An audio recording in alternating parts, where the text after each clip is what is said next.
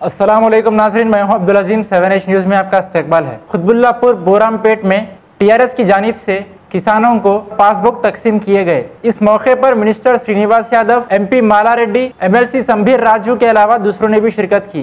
आइए देखते हैं इस मामले पर अनवर की ये रिपोर्ट।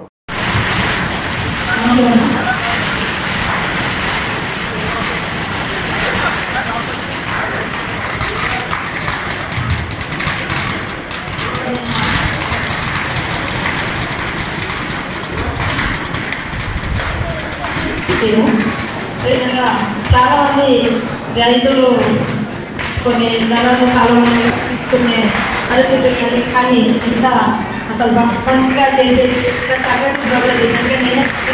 నా ల్యాండ్ కూడా ఈ విషయం రైతులు కూడా రైతులకు ఏ విధంగా ముందుకు తీసుకెళ్ళాలి, వాళ్ళకి ఏ విధంగా నష్టాల నుంచి బయటకు ఆలోచించి దేశంలో మరి చాలా మంది పార్టీలు వచ్చాయి, ప్రభుత్వాలు వచ్చాయి, నాయకులు వచ్చాయి చూసాం.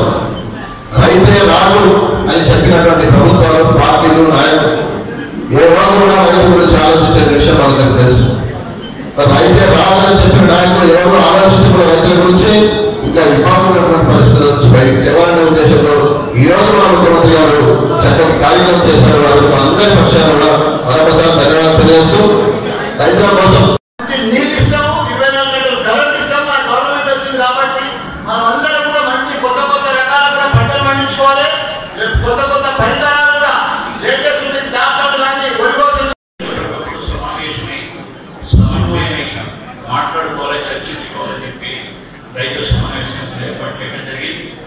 వారు ప్రత్యేకంగా కూర్చొని రైతులు వారికంటూ ప్రత్యేకమైన స్థలం ఉండాలని రైతు వేదికలు కూడా ఏర్పాటు చేయడం జరిగింది.